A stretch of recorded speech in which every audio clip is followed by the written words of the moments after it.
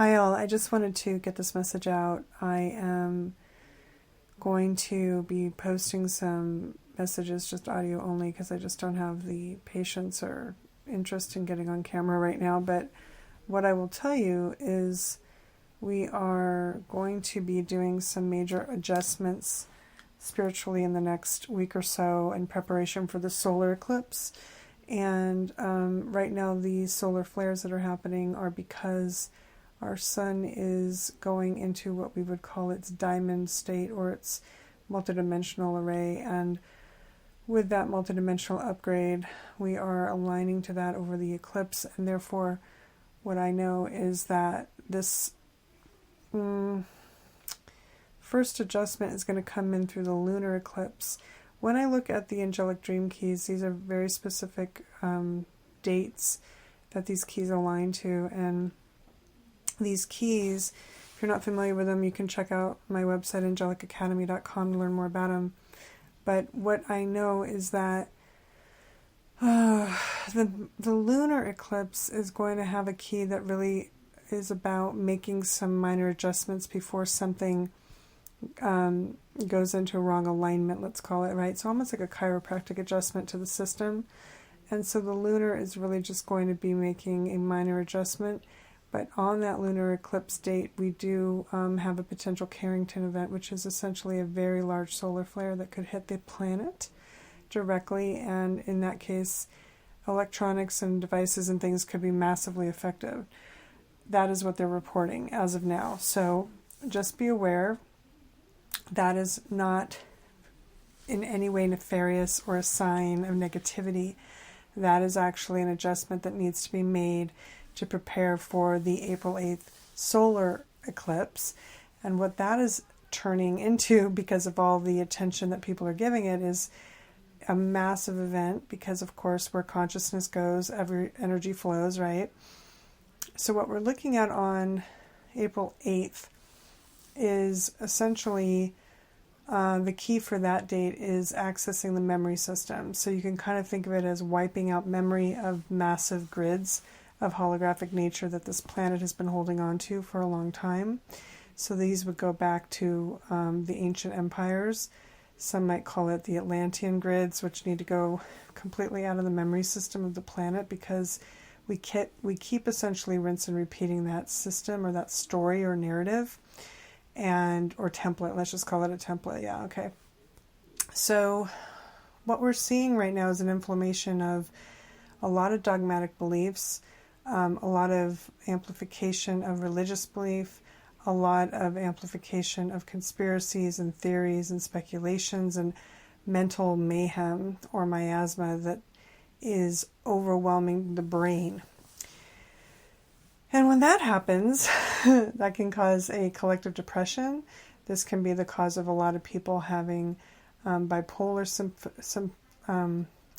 symptomology, also suicidal thoughts, things like that, because the brain is actually just completely exhausted. And so we have to be aware that a lot of what is going on within the social media landscape is designed to get us off track or keep us off our overall collective intention of thriving, of up-leveling, of accelerating our ascension, if you will. And what I mean by ascension is rising into higher states of consciousness, of kindness and goodness and love and peace. And what we are going to have occur on the eclipse, the solar eclipse, is an alignment to what I call the diamond sun, or what my teams call the diamond sun. And the reason for that is because they coined the planet Diamond Earth back in 2015, I think it was, when I started getting that. And then it really kind of came forward in public domain in like 2020. And the Diamond Earth is essentially, the idea of Diamond Earth is a multidimensional holographic playground that we are all co-creating. We all have our own experience of it, but then of course there's a collective aspect, right? An overall tone to the planet and harmony. And the planet has been in massive disharmony and out of alignment or balance because of the patriarchal Roman Empire and previous empire states that have wanted to control the mental consciousness, the mind of the planet, the overall mental landscape. And so that has been essentially utilizing the solar frequencies and energies for itself and putting those energies into play and using it for the electric dynamic and or masculine principles of dominance, power, force, will. Anyway, the list goes on, you get the idea. And again, I don't want to sit here and say this is making men bad. It's not about men per se, but it is about certain personality elements that have to do with the ego. And so women can have this as well, right? But fundamentally what it means is forcing something to happen and making something happen per will versus allowing things to happen and coming from a place of more surrender and more trust. And so that is why trust has been massively attacked in the last few years. And just, I would say trust is in the basement right now. So what we're looking at really then is, in my opinion at least, this adjustment, the diamond sun to earth adjustment, is really going to bring in support for the feminine, the solar feminine. And so often we see the solar as the sun, as the masculine, right? Solar lording principles, all of that. And again, this has just been going on for a little too long, and the planet's over it. So we're going to shift massively. And so when people think of things like polar shifts, right? It's not necessarily the poles of the planet that need to shift. It is the polarity consciousness that needs to shift from a masculine-dominated Earth to a feminine, in the sense that we're bringing it, back into harmony, right? And we don't have to go to extremes, but we do have to figure out the harmony factor. So women are leading the way in terms of speaking their truth, in terms of stepping in and protecting the children. And then, of course, men will follow suit in that most likely as well. But we have to just realize that we are going to see a lot more of female leadership, and we're going to see a lot more female present in general, the presence of women in our governments and so forth. That is by design. And it might not be instant, but it will be happening. And so the masculine is going to have to figure out its role, and as far as the male gender in this whole thing, because we have to go into a world that cares for people and planet. That we have to go into a world that is not just about,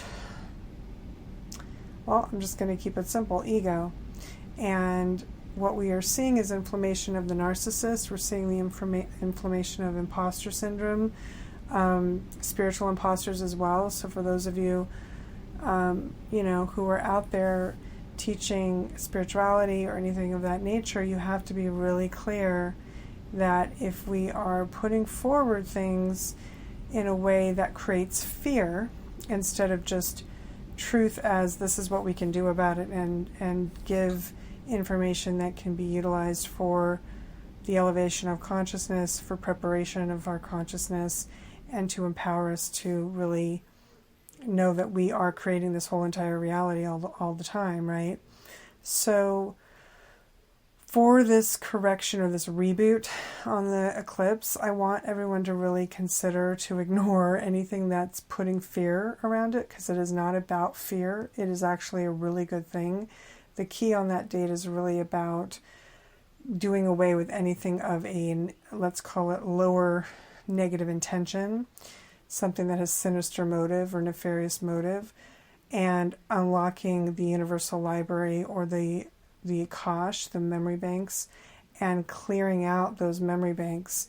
And you can think of the memory banks as places that we have invested for far too long, certain levels of consciousness, and we are just cashing out those banks, clearing them out, and reinvesting something different. Because if we really want to see a world that rises into something more conscious, more beautiful, more loving, and safe for our children and our future generations, we must begin to let go of our old stories, our old hurts, do the forgiveness work, do the work that's going to say, yes, I can honor my culture, but it doesn't mean I have to repeat the narratives, and I don't have to consider that just because I'm experiencing it now, that's how it's always going to be. This is a really big lesson in this gate that we're about to go through. I call it a gate, by the way, because April 8th, 2024 reduces down to an 11. And whenever there's an 11, I see that as a gate. It's like a doorway. So there's other doorways. There'll be other doorways after this one. But I want to be really clear. This is a huge opportunity for those of you who are really ready to shift into alignment to something better than what your life is currently looking like. I want you to really start to think about, okay, how often am I finding myself complaining every day? How often am I looking at life and going, oh my God, things are so expensive and this is happening, the government sucks and this person, all the things, right? I want you to consider how much words do you put into that stream of consciousness? And are you counterbalancing that with doing spiritual work or other type of intentional work to bring in positive things in your life? Because what is happening, in my opinion, is that people are getting hooked, like fish in a stream. They're getting hooked into these narratives, into these storylines of how we were lied to, and how everybody's not trustworthy, and how everybody's evil, and how everybody's out to get us. And this is by design. And I want you to really consider, is it serving you to continue to feed those narratives and ruminate and continue to invest in those narratives? Your consciousness, which is the greatest currency that we currently have at our disposal, does it serve you to continue to invest it in the stories, the templates, and the conspiracies or theories, whether they may be true or not? They are only as true as we give them our power and continue to feed into them. The minute you turn away and you turn towards something you prefer, there is no more power going in and plugging into those stories to keep them running within the narrative overall of this planet. That is how a holographic system works. Okay, so those are some of my thoughts just on everything going on right now. And I wanted to get them out there and make sure that everybody had at least a little bit of an idea of where I sit with this. I am what you would call an angelic light stream. That means I channel or streamed directly hot off the press, off source at the Elohim levels. This means that I am not going into the records to get my information where there's stale energy. I'm not going into beings such as cosmic or what you would call galactic beings or any other consciousness of another. I am literally going directly into consciousness of creation and asking, what do we do to resolve the state of this world that is currently apparently, at least on an energetic level, a little bit inflamed or on fire to some. And what I always continuously get is, you must build new. You must focus on something new. Don't listen to media. Do not listen to old stories. Do not follow maps of consciousness of scripture that no longer are relevant, and yet you keep them alive through your focus and your rumination and your constant replaying of them in your minds and your hearts. So a lot of these prophecies and things that people have said from the past are no longer applicable. They are absolutely irrelevant. However, you are more than welcome to keep them alive if that's what you want, but it's not something I recommend.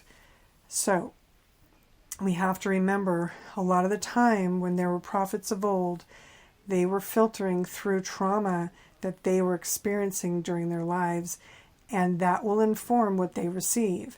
And that is why a lot of times scriptures are very violent and upsetting, because those times are very violent and upsetting. We have to be willing to take what we can learn from them as values, but not necessarily continue to put that map of consciousness on replay, rinse and repeat in our minds, because our minds, our hearts, and our systems of holographic projection, what I call our halo, is literally projecting out the more that we collectively focus on those things. Yes, take what works for you as far as giving you love and feelings of love and empowerment. But I really recommend letting go of the stories for a bit and seeing how that can change your reality. So that is my angel hugs for today. I hope you find them helpful for what we're going through. And I will be leading Diamond Earth Circle at 10 a.m. on April 8th. This will be a made public event. Some of my events and things that I do are not public, so this will be an opportunity to come in and experience what I do as an angelic wisdom teacher, as well as an energy healer and so forth. If you're interested in learning more about who I am, you can go to angelicacademy.com. My name is Stephanie, and I look forward to meeting some more of you, and I am here to support the liberation of humanity. That is my purpose. That is why my one purpose is to help people break out of the jails of their own mind, their consciousness, their hearts, and to really liberate them to the truth of who they really are and how they can support the elevation of this planet and all that is here as love. With that being said, I look forward to seeing you sometime soon, and in this moment of now, I will be giving you a big hug virtually. And until we hug again, I'm hugging you always. Bye for now.